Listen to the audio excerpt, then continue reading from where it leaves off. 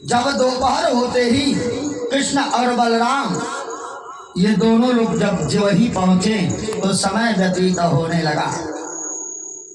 और जब समय व्यतीत होने लगा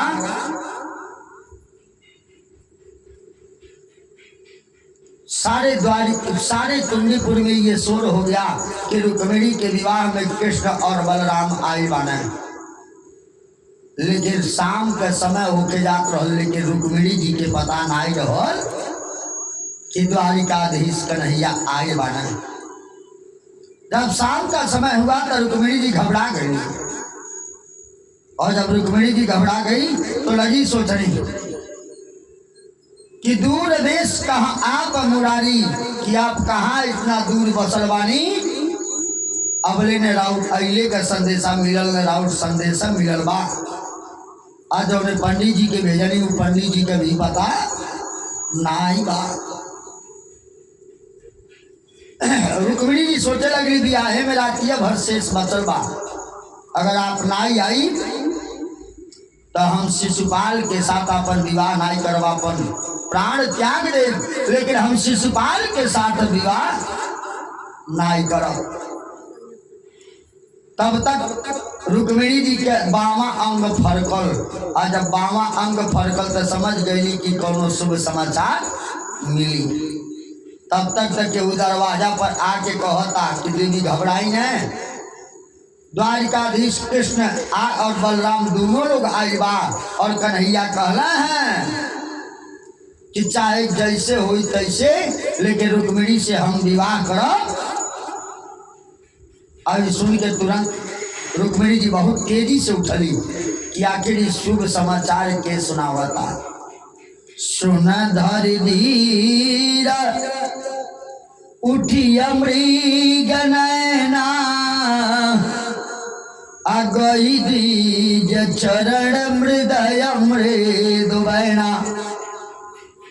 जब दौड़ पड़ी तो जाके दिखली का तब पंडित जी आए बना। तब पंडित जी के पैरे बगिर के प्रणाम करिए, कहली प्रभु राखहु मोर प्राण तुम आजू, नाम कृष्ण तनय ब्रज राजू।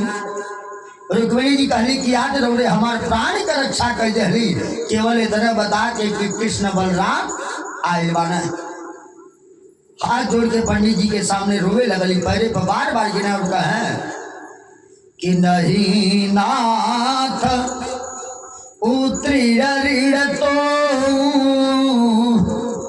अकवन प्रशंसा करऊं मैं तो। कहा कि नाथ हम आपके ऋणी हो गई और आपके ऋण से हम मुक्त नहीं हो पाई। आप बहुत सारा धन दहली और कहली कि सरकार हम तो आपके ऋणी हो गई बानी, और बहुत सारा धन देली और कहली की बात के जाना है। पंडित जी कहना ये बात के जानबे नहीं करी, इन नगर में कबू अबे नहीं करब, नहीं तो आ जाए कहियो भेद खुली तो पहला नंबर का हुई हमार। तो श्री राम जय राम। प्रेम से बोलिए भागवत भगवान की। और रुक्मिणी जी उठी और जाके लगली अपन श्रृंगार करे और लगली सोचे कि जब द्वारिकाधीश कन्हैया आए बाना तो विवाह तो करवे करी है, अब विवाह नहीं करी है तो जई है कहाँ। जाके अब अभिमान हो गया और भगवान कहते हैं, कन्हैया कहते हैं कि मेरा भोजन क्या है, तो अभिमान ही मेरा भोजन है। रुक्मिणी जी अब लगली सोचे। और जब शाम का समय हुआ और जब रुक्मी के बात का पता चलो, रुक्मी भगा भगा आया और आ करके तुरंत अपने पिता भीष्मक से कहा कि पिताश्री। तुरंत रुक्मी ने कहा ये बताओ कृष्ण और बलराम को किसने बुलाया है। कहा कि कहा पितु अधमा कृष्ण की मियावा, अशुभ कारज ये कवन बुलावा। कहा कि अरे पिता, कहा कि अरे दुष्ट ये बताओ कि कृष्ण बलराम को निमंत्रण किसने भेजा था और कि हमसे तुम लोगों ने नहीं बताया, और किसने निमंत्रण दिया। अब भीष्मक जी स्वयं नहीं जान रहा तो कहेगा तब मौनम स्वीकार लक्षण। भीष्मक जी चुप हो गए। रुक्मी ने कहा अरे अधमा किम उत्तर न देऊ अभी नहीं निमंत्रण आवो केहू। का तेरे गुष्ट तुम बता क्यों नहीं रहे हो? बिना निमंत्रण के तक कृष्ण बलराम आई हुई हैं। आखिर निमंत्रण दे के रहल तब भीष्मक जी जनता आई रहना तो चुप हो गई है। और जब भीष्मक जी चुप हो गए तो रुक्मी ने समझ लिया क्योंकि मौनम स्वीकार लक्षण कहा तुम ही ने भेजा है। लेकिन खैर कोई बात नहीं, तुमको ये भी नहीं मालूम है कि दोनों जहाँ जाला तहाँ उत्पात होला। अगर कितनो शांति से कोनो यज्ञ प्रयोजन होके वाला रहेला, अगर कृष्ण बलराम पहुँच जाला तो वहाँ महा उत्पात होके लगला कि ये दो जात जहाँ उत्पाती रंग में भंग मिला में गुजाती। ताकि दोनों जब खुरापाती हमें जहाँ भी जाला तो रंग में भंग मिलावे लगल है। आप कैसे बुला दे रही हैं? कहा खैर कोई बात नहीं, अगर कृष्ण बलराम आई बाना तो कोनो बात नहीं बा। लेकिन अगर विवाह में तनिको उत्पात करी हैं और खलबली मछोड़े की कोशिश करी हैं तो इनके बिना मर लेना है छोड़ो। कहा कि इनको बिना मारे नहीं छोड़ूंगा। और जब इस प्रकार से सोचा तो धीरे धीरे समय व्यतीत होने लगा। और जब धीरे धीरे जब समय जब व्यतीत होने लगा तो अंत में समय जब व्यतीत होने लगा, अंत में भगवान श्री कृष्ण के बारे में जान करके तुरंत रुक्मी भागा गया और जा करके कहा और शिशुपाल से कहा और सब लोगों से कहा कि भाई सजग रहूं दरबीर सुदाना। कहा कि भाई आप लोग सजगे रहो। कहा क्यों? तो कहा दुनिया जाने ला कि कृष्ण क्रूर हमें कपटी हमें। सजग रहूं दरबीर सुदाना कृष्ण क्रूर कपटी जोगदाना। कहा कि भाई सजग रही हनुमान, कैसे दुनिया जाना ताकि कृष्ण क्रूर हमें कपटी हमें। अब जितना लोग बारात में आई लोग तो लगल लोग कहे सरकार घबराई न। अरे आई बा लोग ना, अरे तनिको अगर ये लोग चालबाजी करी हैं तो इनके बिना मरले नहीं छोड़ो। रुक्मी ने कहा भाई सजग रहो आप लोग। अब इधर रुक्मिणी जी सुबह स्नान ध्यान कैली, सुबह श्रृंगार कैली। आज जब अपने सखी लोगन के साथ गौरी जी के मंदिर में जाए लगली तो रात में जितना राजा महाराजा लोग पहले रहना आप घबराई न हम बानी न। रात में लोग बरसत कितना रहल तो कहे लोग सरकार घबराई न। अगर कृष्ण बलराम तनिको चालबाजी करी हैं तो ऐसा मारब कि उनके हाड़ मांस के गिद्ध कौआ नहीं पूछी हैं। क्यों का ऐसा मारब कि उनके 100 बार विवाह करे खातिर सोचे पड़ी। केहू कहे कि ऐसा मारो कि विवाह के नाम लेवे नहीं करी है। अब इस सब राजा महाराजा लोग मार्ग में अब रथ लेके लोग खड़ा हो गई कि अगर रुक्मिणी यही है तो रुक्मिणी के विवाह में तनिको कोनो प्रकार का परेशानी नहीं हो गए। इस प्रकार से लगे लोग सोचने, समय व्यतीत होने लगा। और जब समय जब व्यतीत होने लगा तो अंत में जब समय जब व्यतीत हुआ और कुछ समय जब व्यतीत हुआ तो उसी समय विचार किया अब करें तो क्या। रुक्मिणी जी चारों तरफ देखली तो सब राजा महाराजा का रथ नजर आई, लेकिन भगवान श्री कृष्ण के रथ कहीं भी नजर नहीं आई। और जब भगवान श्री कृष्ण का जब रथ नजर नहीं आया तो सोचली कि कहीं रुकल हो कब अब आ जाए। और जाके गौरी जी के मंदिर में लगली पूजा करे और पूजा करत लगली कहे कि माई अगर हमसे कोनो गलती भई हुई तो क्षमा करी, लेकिन हमके आशीर्वाद दी और जल्दी से द्वारिकाधीश आवे कि हमके लेके भाग चले।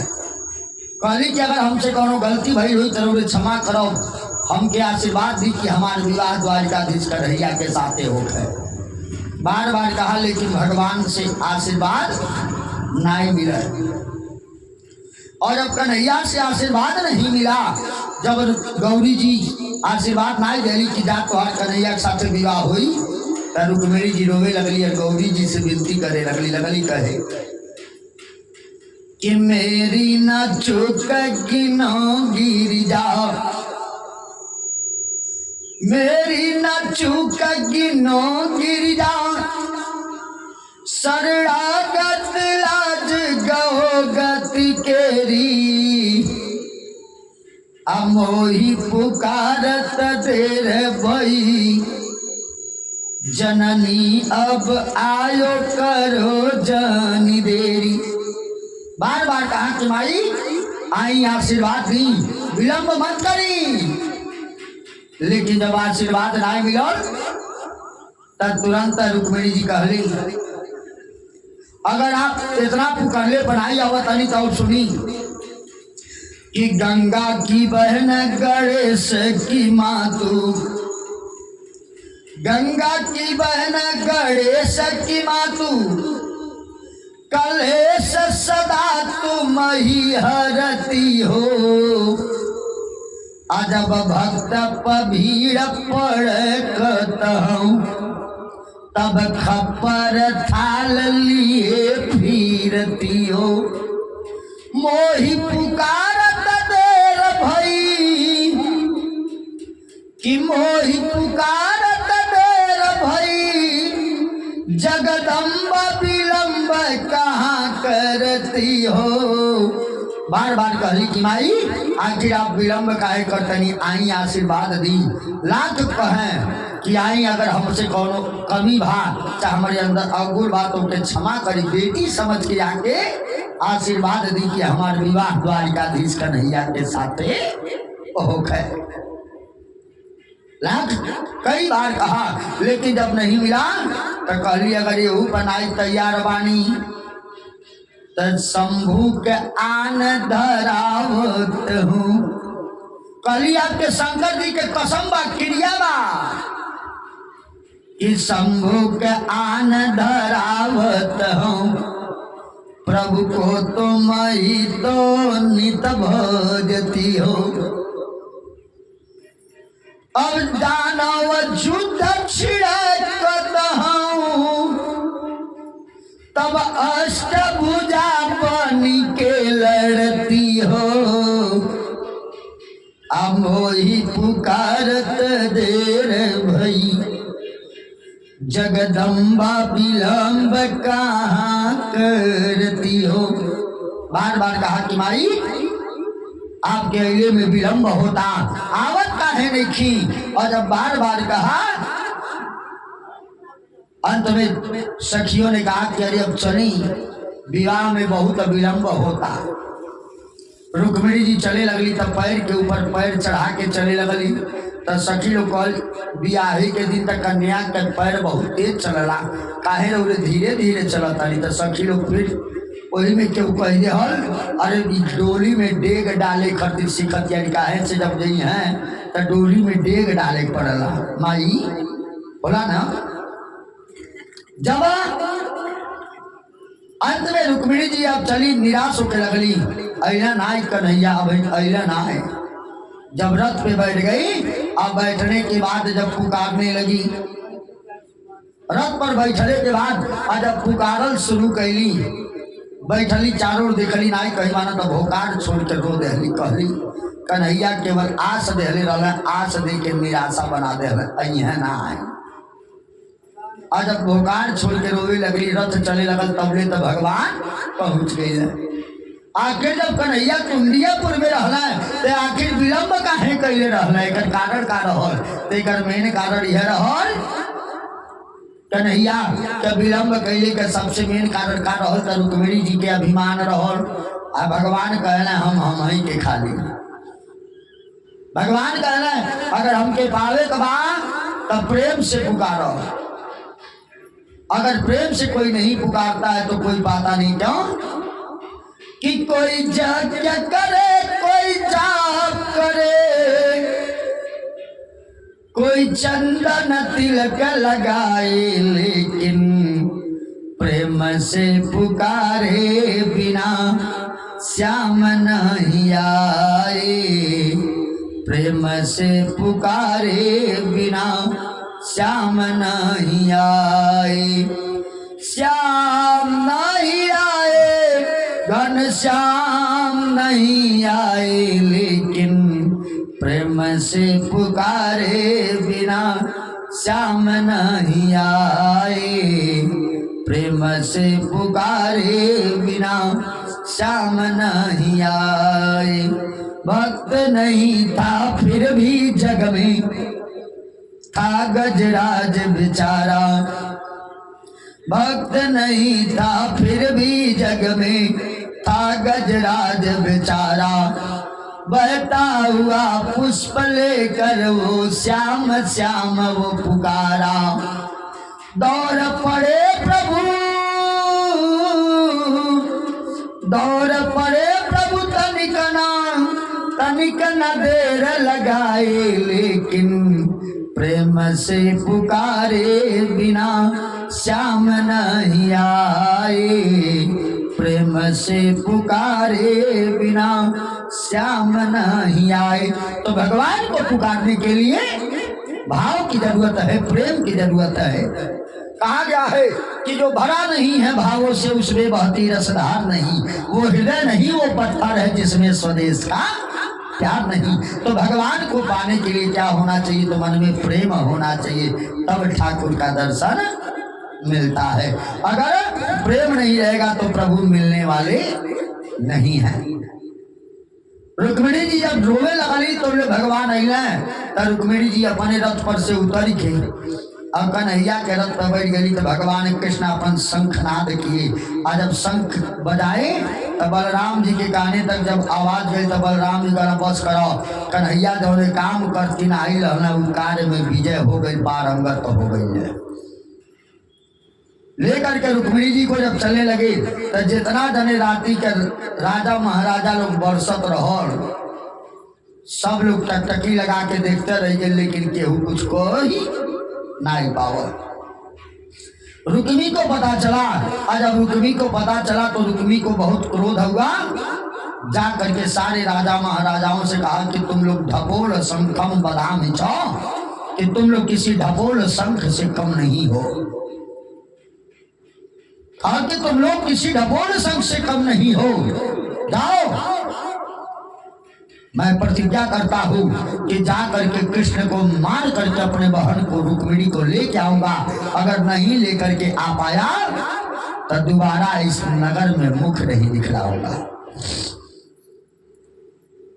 रुक्मी एक अछौड़ी सेना को लेके चला तो बलराम जी एक अछौड़ी सेना के रोक दिया, और जब बलराम जी ने रोक लिया तो रुक्मी अकेला गया। तो भगवान श्री कृष्ण से घमासान युद्ध हुआ और अंत में भगवान ने रुक्मी को परास्त कर दिया। रुक्मी हार गया।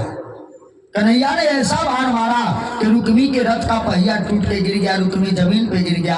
तो रथ को तुरंत घुमा करके अपने लेके आए और ला करके आज वही रथ पर से उतर करके रुक्मी को मारने के लिए चले। तो उसी समय रुक्मिणी जी पैर पकड़ ले, कहली प्रभु ये मेरा भाई है, इनको आप मत मारिए। अगर आप मार देंगे तो मैं किसके हाथ में राखी बांधूंगी और किसे अपना बड़ा भैया कहूंगी। कन्हैया ने कहा रुक्मी से कि तू ऐसा भाई है कि अपने बहन के खुशियों में आग लगा रहा है, और एक तुम्हारी बहन है कि जो तुम्हारे प्राणों की मुझसे भिक्षा मांग रही है, रक्षा करने के लिए कहती है।